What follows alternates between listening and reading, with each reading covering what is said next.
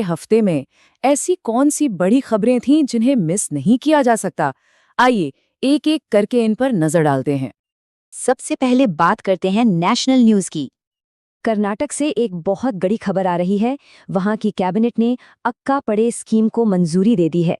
ये स्कीम खास तौर पर महिलाओं और बच्चों के खिलाफ होने वाले अत्याचार को रोकने के लिए बनाई गई है। इस हफ्ते कुछ बहुत जरूरी पार्टनरशिप्स भी हुई हैं, जैसे कि ICAR और NDDB ने मिलकर डेयरी सेक्टर में रिसर्च के लिए हाथ मिलाया है। वहीं डाक विभाग और ग्रामीण विकास मंत्रालय मिलकर गांवों में फाइनेंशियल सर्विसेज को और बेहतर बनाएंगे। और हाँ, एक और इंटरेस्टिंग डेवलपमेंट है। भारत और भूटान के सुप्रीम कोर्ट के बीच लीगल एक्सचेंज के लिए एक MOU साइन हुआ है।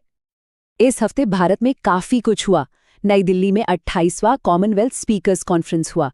असम ने नेशनल टेक्सटाइल मिनिस्टर्स कॉन्फ्रेंस को होस्ट किया। और एक बहुत ही बड़ी बात, भारत अब सड़कों के लिए बायो बिटुमेन का कमर्शियल प्रोडक्शन करने वाला दुनिया का पहला देश बन गया है। ये वाकई में एक बड़ी उपलब्धि है। और हाँ, बेंगलोर को 2025 के लिए विमेन फ्रेंडली सिटीज की रैंकिंग में टॉप पर रखा गया है। चलिए, अब देश से निकलकर जरा दुनिया और फाइनेंशियल मार्केट की तरफ देखते हैं कि वहाँ क्या चल रहा है और भारत की इकोनॉमी को लेकर क्या अनुमान है। वर्ल्ड इकोनॉमिक फोरम यानी WEF की जो 2026 की सालाना मीटिंग दावोस में होने वाली है, उसकी थीम रखी गई है अ स्पिरिट ऑफ डायलॉग, मतलब बातचीत की भावना। इससे साफ पता चलता है कि ग्लोबल लीडर्स मिलकर दुनिया की चुनौतियों का हल निकालना चाहते हैं। अब ये नंबर देखिए, 7.4%। ये सरकार का पहला अनुमान है फिस्कल ईयर 2025-26 के लिए। ये एक बहुत ही स्ट्रॉन्ग ग्रोथ रेट है जो दिखाता है कि इकोनॉमी को लेकर काफ़ी उम्मीदें हैं। और ऐसा नहीं है कि सिर्फ सरकार ही इतना पॉजिटिव सोच रही है। इंडिया रेटिंग्स, जिसे इंड्रा भी कहते हैं, उनका भी अनुमान है कि 2026-27 में इंडिया की GDP ग्रोथ 6.9% रहेगी, मतलब लगभग 7%। और देखिए, गोल्डमैन सैक्स का भी अनुमान लगभग उतना ही है, 6.8%। तो कुल मिलाकर मैसेज एकदम क्लियर है। एक्सपर्ट्स भारत की इकोनॉमी को लेकर काफ़ी बुलिश है और एक मजबूत ग्रोथ की उम्मीद कर रहे हैं। अब जरा बैंकिंग सेक्टर की कुछ बड़ी खबरों पर नजर डालते हैं। एक्सिम बैंक ने डॉलर बॉन्ड्स के जरिए $1 बिलियन जुटाए हैं। HDFC बैंक ने अपने स्मार्ट गेटवे में डिजिटल रुपए यानी CBDC को इंटीग्रेट कर लिया है। बजाज फिनसर्व ने एलियांस का स्टेक खरीदकर अपने इंश्योरेंस बिजनेस पर पूरा कंट्रोल हासिल कर लिया है। और स्काइडो को RBI से क्रॉस बॉर्डर पेमेंट एग्रीगेटर के तौर पर मंजूरी मिल गई है। चलिए, अब बात करते हैं उन लोगों की जो इस हफ्ते खबरों में रहे। अपॉइंटमेंट्स और अवार्ड्स, जैसा कि हम जानते हैं, एग्जाम्स में अक्सर पूछे जाते हैं। कुछ बहुत ही इंपॉर्टेंट अपॉइंटमेंट्स हुई हैं। जस्टिस रेवती मोहिते डिरे मेघालय हाईकोर्ट की पहली महिला चीफ जस्टिस बनी है। ये एक ऐतिहासिक अपॉइंटमेंट है। जस्टिस सोमेन सेन केरल हाईकोर्ट के नए चीफ जस्टिस बने हैं। बैंकिंग की दुनिया में आइडा ल्यू को HSBC प्राइवेट बैंक का CEO बनाया गया है। और के बालसुब्रमण्यन को एटॉमिक एनर्जी रेगुलेटरी बोर्ड यानी AERB का चेयरमैन नियुक्त किया गया है। अब देखते हैं कुछ खास अवार्ड्स और सम्मान। नलिनी जोशी को न्यू साउथ वेल्स का साइंटिस्ट ऑफ द ईयर चुना गया है। मेजर स्वाति शांताकुमार को UN सेक्रेटरी जनरल का अवार्ड 2025 मिला है।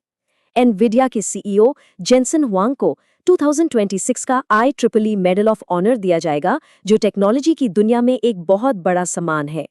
और बॉम्बे स्टॉक एक्सचेंज यानी BSE को Asia best employer brand award 2026 मिला है। चलिए, अब एक क्विक रैपिड फायर राउंड करते हैं, जिसमें हम डिफेंस, स्पोर्ट्स और कुछ इंपॉर्टेंट डेट्स को कवर करेंगे। डिफेंस की बात करें तो रक्षा मंत्री राजनाथ सिंह ने इंडियन कोस्ट गार्ड के नए शिप ICGS समुद्र प्रताप को कमीशन किया है। स्पोर्ट्स में अनाहत सिंह ने British junior open squash championship की विमेंस अंडर 19 कैटेगरी में सिल्वर मेडल जीता है, एक बहुत बड़ी कामयाबी। क्रिकेट से एक बड़ी खबर है।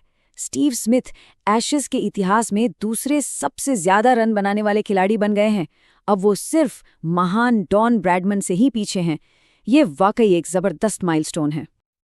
अब कुछ जरूरी तारीखें याद कर लेते हैं।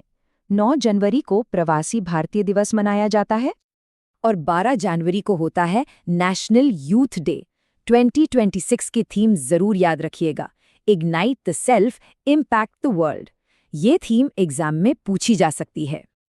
और आखिर में एक दुखद खबर, जाने माने इकोलॉजिस्ट और पर्यावरणविद माधव गाडगिल का निधन हो गया। पर्यावरण को बचाने में उनका योगदान हमेशा याद रखा जाएगा। तो इस पूरे हफ्ते की खबरों का सबसे बड़ा टेकअवे क्या है? वो कौन सी एक बात है जो सबसे ज्यादा उभर कर सामने आई?